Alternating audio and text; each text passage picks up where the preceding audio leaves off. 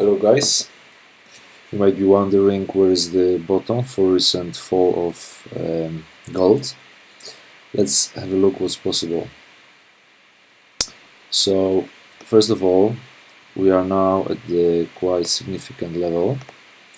If we measure this impulse, we can see that we are at 61.8 at 1286, so just $1 away.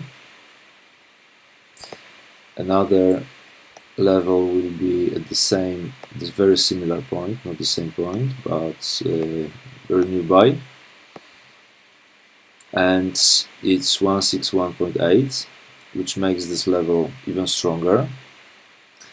And there is a third extension as well. If we go for all this consolidation, we can see that 127.2 is at the same level. So this is a very good place to watch gold. We can already see that there is some reaction. 161.8 is holding nicely.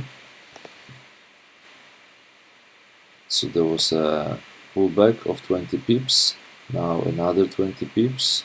So we can see that there are some buyers, or the sellers are getting out of their positions.